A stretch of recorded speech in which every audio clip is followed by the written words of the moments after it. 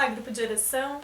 Hoje eu quero convidar para meditarmos num texto que pode nos causar um certo desconforto, mas que é essencial para a nossa fé. Domingo nós celebramos a Páscoa e essa celebração renova a nossa esperança. Essa celebração nos lembra por que nós estamos aqui, por que vivemos, porque a nossa esperança se move. Mas antes de celebrarmos a Páscoa, nós passamos pelo momento da Sexta-feira Santa, momento da crucificação, e foi um tempo de dor e sofrimento para o Senhor. E sem passar para a Sexta-feira Santa, não faz sentido chegar na Páscoa. A Páscoa, o domingo da alegria, em que nós enchemos os nossos dias de esperança, alegria, vida, ele só faz sentido se nós entendermos o que aconteceu na Sexta-feira Santa. E por isso eu quero lembrar ao nosso coração o que isso significa. Lá no Evangelho de Marcos, no capítulo 15, a partir do versículo 33, o evangelista narra a morte de Jesus. E eu quero ler alguns versículos para nós nos colocar sobre esses versículos no nosso coração. Chega no meio-dia, houve trevas sobre a terra até as 3 horas da tarde. E às 3 horas, Jesus clamou em alta voz: Eloi, Eloi, lema sabachthani. Isso quer dizer: meu Deus, por que me desamparastes? E alguns dos que estavam ali ouvindo isto diziam: vejam, ele chama por Elias. E um deles correu para embeber uma esponja em vinagre e, colocando-o na ponta do caniço, deu-lhe de beber, dizendo: esperem, vejamos se Elias vem tirá-lo. Mas Jesus, com um forte grito, expirou. O véu do santuário se rasgou em 2 partes, de alto a baixo. O centurião que estava em frente de Jesus, vendo que assim havia expirado, disse: verdadeiramente este era o Filho de Deus. Este texto nos inquieta, talvez causa desconforto, porque Jesus é colocado sobre uma situação de extremo sofrimento. E se não fosse só um sofrimento físico, ele é colocado numa situação de extremo sofrimento integral. Tudo em seu corpo sofria, sua mente, seu coração, seu espírito, sua alma e o seu corpo. As trevas que vinham sobre ele não eram trevas da natureza, não era um mau tempo que se fechou. E os judeus sabiam que quem estava sob as trevas estava sobre o julgamento de Deus, estava sendo julgado por Deus. As trevas simbolizam aquela sentença que está sobre Jesus. E neste momento Jesus clama: meu Deus, por que me desamparastes? Essa é uma pergunta um tanto quanto desconfortável, que muitas vezes nós pensamos que não podemos fazer, que não podemos questionar Deus, que não podemos clamar a Deus, perguntar o porquê Ele está longe, o porquê do sofrimento. Mas Jesus, diante da cruz, Ele pergunta: por quê? Por que eu estou aqui? Por que eu estou sendo julgado? Por que eu estou sofrendo? Por que você está distante de mim?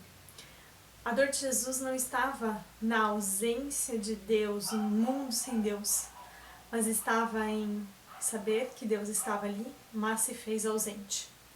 Em muitos momentos da nossa caminhada, nós podemos ter um sentimento similar, não igual ao de Jesus, porque foi um sentimento extremo, mas podemos nos sentir também abandonados, deixados de lado, podemos sentir que a nossa oração não passa do teto, que Deus não está nos ouvindo, que todo o nosso sofrimento é em vão, que estamos abandonados. Foi assim que Jesus se sentiu. E a pergunta o porquê, ele sabia o porquê. É por causa do amor. Porque ele estava salvando aos pecadores que não estavam interessados em serem salvos. Porque você e eu precisávamos estar conectados com Deus novamente. Porque você e eu precisávamos da comunhão com Deus. Por que do abandono? É porque Deus ama a você e a mim. E nos momentos de dor e sofrimento, Podemos não sentir esse amor, mas isso não invalida o amor de Deus. Jesus sentiu dor, sofrimento e abandono na cruz, mas isso não invalidou o amor de Deus pelo seu Filho. Quando ele disse, este é o meu Filho amado, em quem me comprazo, o mesmo Deus está ali, amando. O mesmo Deus está ali sustentando e o mesmo Deus trouxe Jesus à vida depois do terceiro dia. Mas olhar para Jesus na cruz nos conecta com a nossa dor e sofrimento, porque somente um Cristo sofredor entende os sofredores. Este texto nos lembra que sim, Jesus sofreu por você e por mim, e que por isso Ele nos entende e Ele conhece a nossa dor. Por isso você pode chegar diante de Deus com toda a sua dor, com tudo aquilo que dói em você, com tudo aquilo que te deixa inquieto, com tudo aquilo que rasga o seu coração.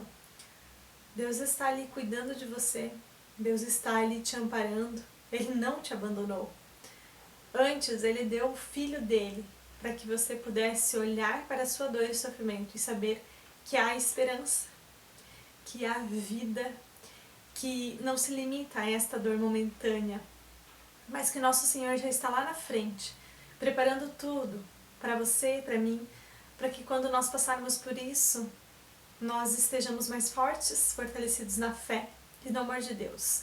A dor e o sofrimento podem fazer duas coisas na nossa vida. Ou elas nos fortalecem e nos aproximam de Deus, ou ela nos amargura e começamos a praguejar e murmurar.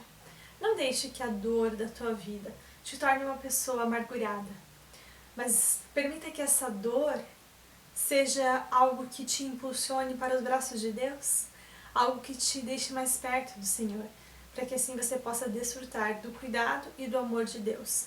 Assim como Cristo se entregou na cruz por amor a nós, e Deus honrou essa entrega, trazendo-o à vida, Deus quer fazer conosco também, quando nós entregamos nossa vida a Ele. Ele quer nos honrar, quer nos dar vida e quer encher os nossos dias de esperança, independente da situação que estejamos passando. Por isso, descanse no Senhor, confie nele, porque Ele saiu vitorioso. Romanos diz que em todas essas coisas somos mais que vencedores, por meio daquele que nos amou. A nossa vitória não está na nossa força, naquilo que nós fazemos, naquilo que deixamos de fazer, mas está em Cristo Jesus, que venceu por nós. E por isso essa vitória também é nossa, independente do que você esteja fazendo.